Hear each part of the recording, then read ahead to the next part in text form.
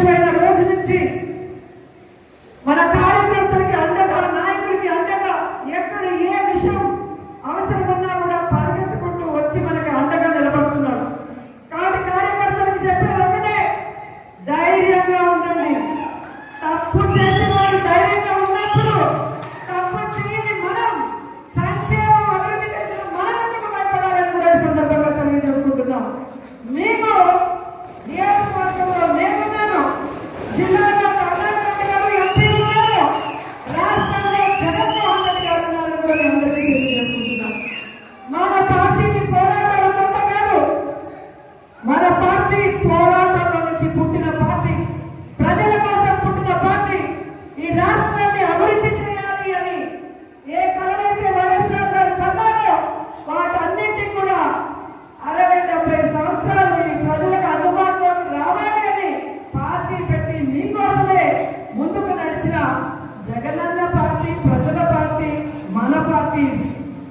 ఎందుకు నేను ఇంతగా చెప్తున్నానంటే, ఈరోజు జగనన్న అనుకున్నవన్నీ సాధించాడు.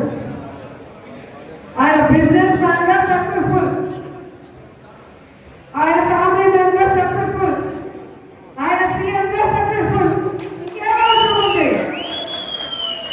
కానీ రాష్ట్రంలో కూటమి ప్రభుత్వం వచ్చిన తర్వాత వాళ్ళు చేస్తున్న అరాచకాలు, విధ్వంసాలు చూసి మనని నమ్మిన కార్యకర్తల్ని మనం కాపాడుకోవాలి, మన కోట్లేసిన ప్రజలకు మనం అండగా నిలబడాలన్న చిత్తశుద్ధితో ఆ రోజు నుంచి ఈ రోజు వరకు పని చేసుకుంటూనే వెళ్తున్నారు. అలాంటి వ్యక్తి కోసం మనం పని చేయాలంట. మరి ఎవడో కేసు పెడతాడని ఒకడు, ఎవడో జైల్లో పెడతాడని ఒకడు ఉద్యోగం తీసేస్తాడని ఒకడు ఇలా భయపెడుతూ మనని ఇంట్లో కూర్చోబెట్టాలనుకుంటున్న కూటమి ప్రభుత్వానికి మనం చెప్పాల్సింది ఒకటే, నువ్వు కేసు పెడతావా పెట్టా, జైల్లో పెడతావా పెట్టా,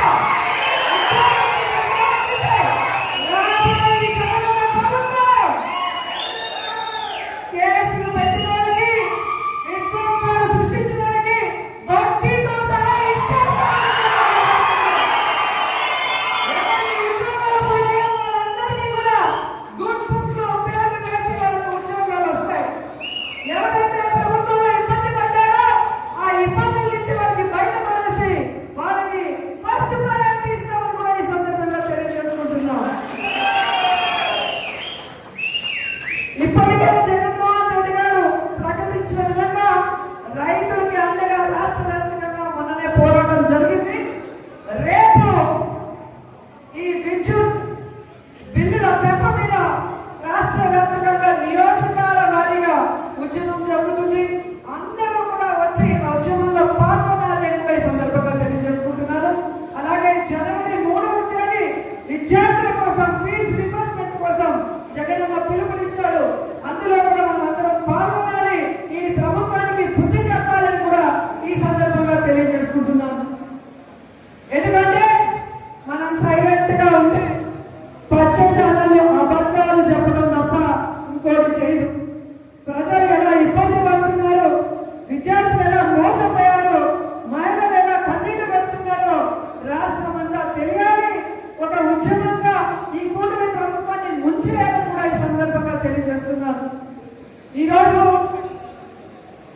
ఇంత వర్షంలో కూడా పార్టీ సర్వసభ సమావేశం అనగానే ఈరోజు ఒక్కొక్కరు జగనన్నకి మేమున్నామంటూ బయటకు వచ్చినందుకు మీ అందరికీ పాదాభివందనాలు తెలియజేసుకుంటూ ఈ కార్యక్రమాన్ని ఇక మన ఎంపీ గురుమూర్తి గారు మాట్లాడాలని ఆయనకి హ్యాండ్ ఓవర్ చేస్తున్నాను. Thank you so much.